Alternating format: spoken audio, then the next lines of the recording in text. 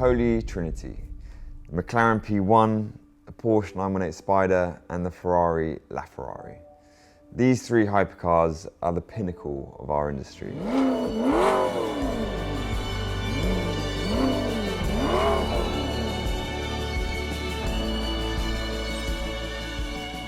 So it was about 5 years ago when they first started being delivered, and they were very much seen as the new generation of hypercars. We've had and sold a fair few examples of each, and over the last 5 years it's been a sort of crazy market spearheaded by these three cars. I think when they first came out, all people talked about was the stats, what was quickest around the track, what had the highest top speed, this sort of bragging rights chat. But I think 5 years on, it's a much more interesting topic to discuss the market on them, how people perceive these cars today, and ultimately what's turned out to be the best car.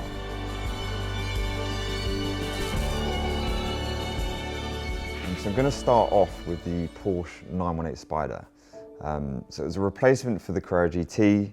It signified a big transition for Porsche from that raw analog feel with the manual gearbox of the Carrera GT to the digital age of the high-tech, hybrid-powered engine, PDK gearbox. So of course the 918 is far more advanced than the Carrera GT.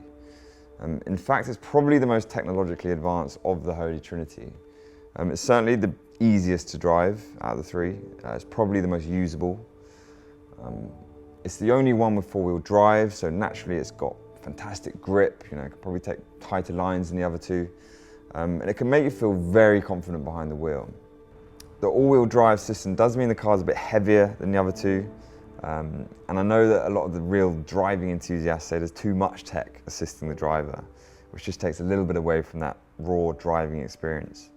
Originally, it was the only convertible in the Holy Trinity, but Ferrari later released the LaFerrari Aperta. On the 918, it's a removable hardtop roof, which stores in the car while you're driving. There's nothing quite like driving a convertible hypercar. It just adds to this sense of occasion. So it uses a 4.6 litre naturally aspirated V8, but then there's two electric motors. Together it produces, I think, 875 brake horsepower. There are 5 different driving modes, including an all-electric mode, so you can drive the car and keep it almost completely silent. It was definitely weird. I remember the first time a £1 million hypercar drove straight past me and couldn't hear a thing. As you might expect, there are 918 examples worldwide. Anyone could have bought one if you had the money. What I mean by that is that you didn't have to be a special loyal Porsche customer. For a while, Porsche actually struggled to sell them.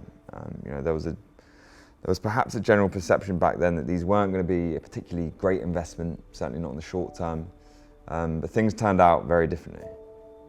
So at the time, back in 2013, the pound was really strong before Brexit, and all the 918s were invoiced in euros. So for UK buyers, the cars were originally costing less than £600,000. Eventually people did catch on to that. And the car was getting praised all around the world, so Porsche inevitably sold all of them.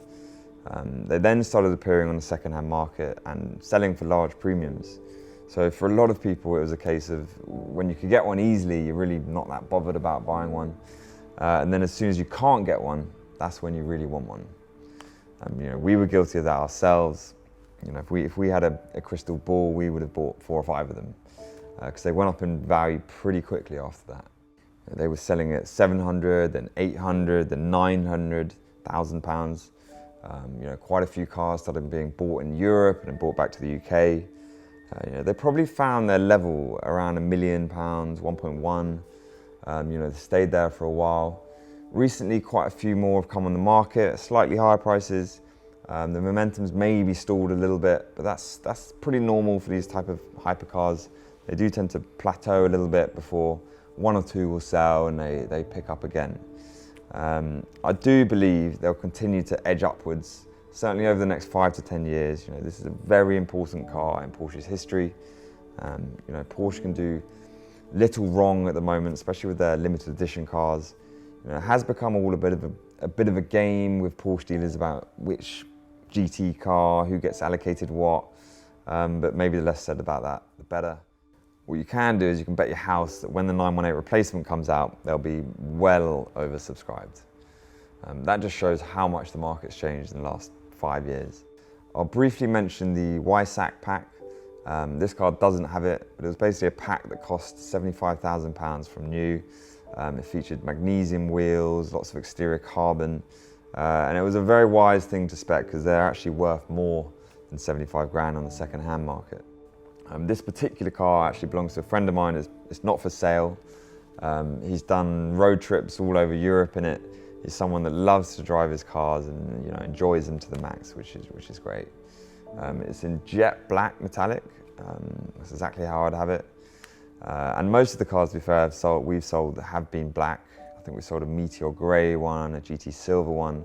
But in any colour, the 918 is just a spectacular looking car.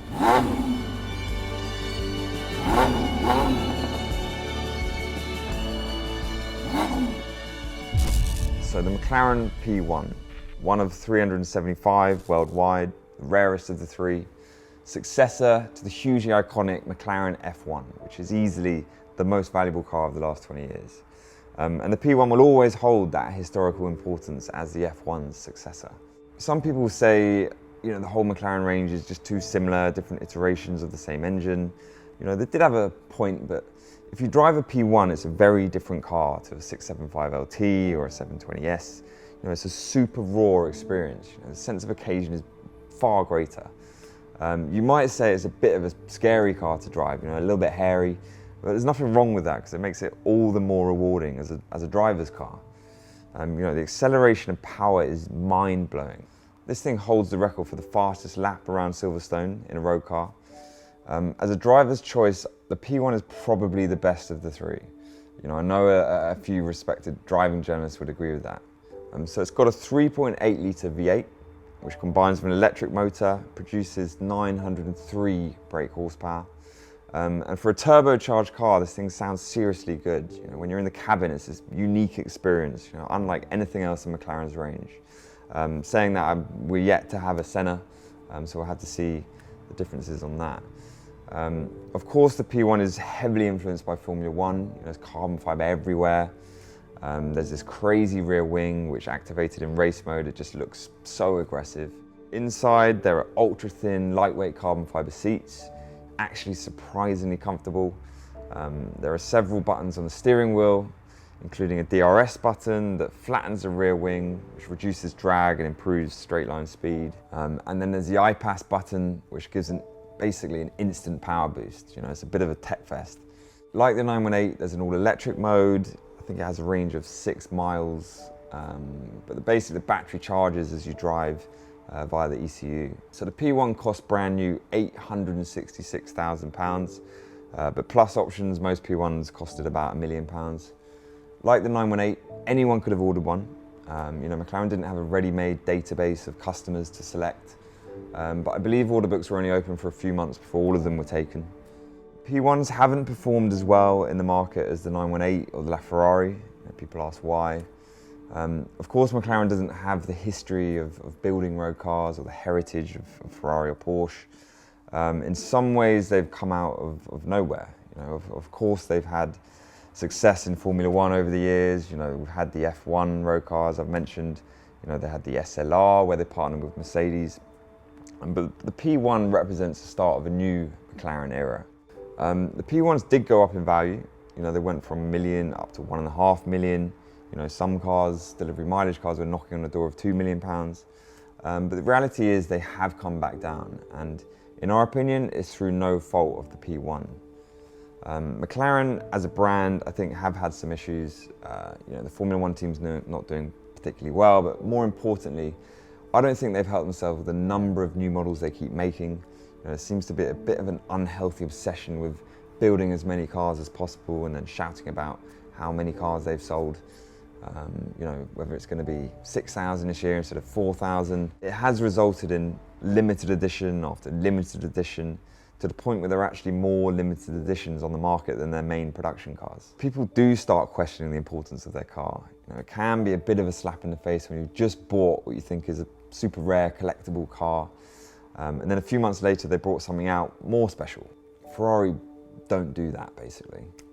Combine that with some reliability, build quality issues that some of their cars have had. Customers sometimes complain about the poor after sales they get. I think all of that together has just had an effect on the values of all their cars. 675 LTs have come down massively in value, even though they are incredible cars. But what I would say is that 10 years ago, McLaren didn't make road cars, basically. And to go from that to now competing with Ferrari and Porsche and matching them, certainly in terms of performance, that's an amazing feat. But naturally in other areas, they are still catching up. The good news is that there are more and more McLaren dealers emerging, so I have no doubt they'll sort out the after-sales issues. I'm mainly talking about how long things take to sort out when there are problems. And we're already starting to notice some improvements this year. The cars will get better, they'll become more reliable. Look at Ferrari, their cars were known for being unreliable 10 or 15 years ago. And everyone seems to have forgotten that. So right now, the P1s have got themselves into a little bit of a hole. They have become more difficult to sell over the last couple of years. But if anything, I actually think now is probably a good time to buy a P1. They have come down a few levels in value. And I do believe if McLaren stop building so many limited edition cars, sort out their dealer network, the P1 will reap benefits from that. If you're buying at today's prices, the P1 might just turn out to be the best investment of all the Holy Trinity. This is an extremely rare car, an incredible driving machine. So I think, the P1 is potentially the shrewdest buy out of the three.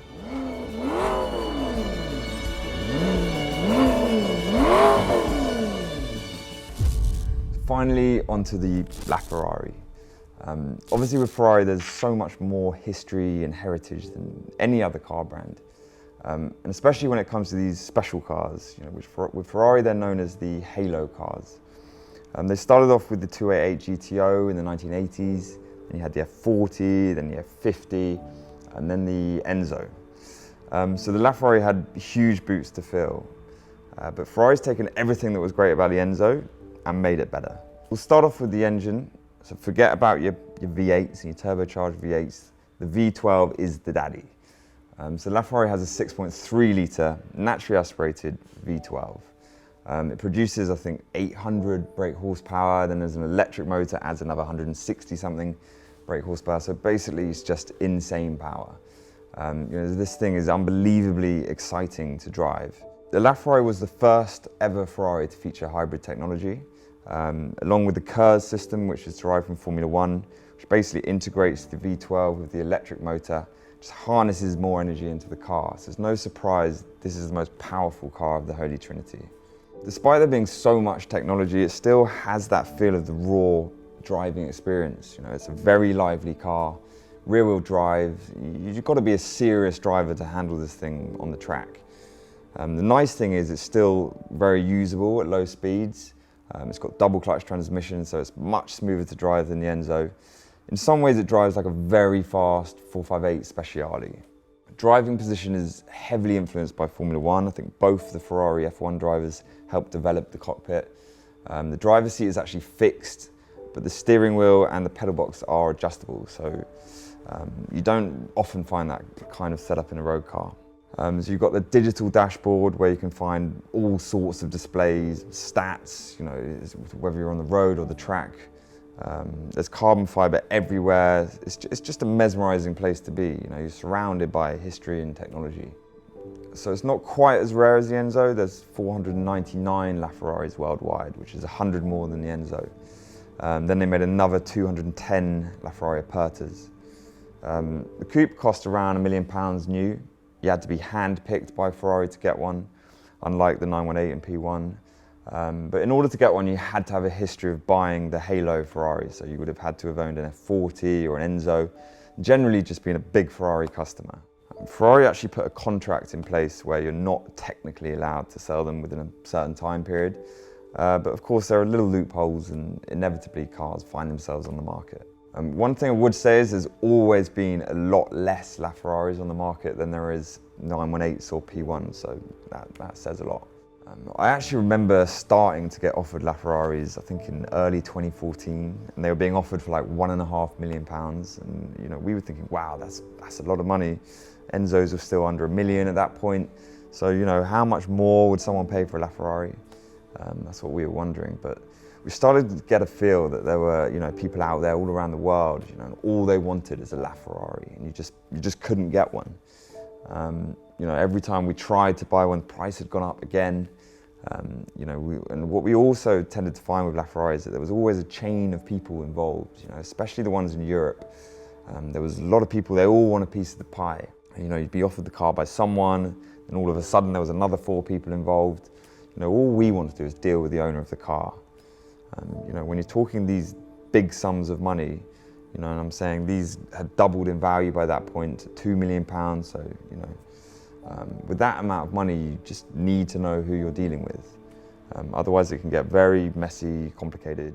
So we took our time and you know, waited for the right car. You know, eventually the UK owners started contacting us directly. You know, by that time the cars had risen in value again. You know, we're talking the really special delivery mileage cars. You know, we're closer to £3 million. But we've ended up selling a fair few. I think we sold 4 in the last year or so. And this is our 5th. This is in Rosso Fuoco, which is a flame red. It's basically a much richer color than the standard Rosso Corsa.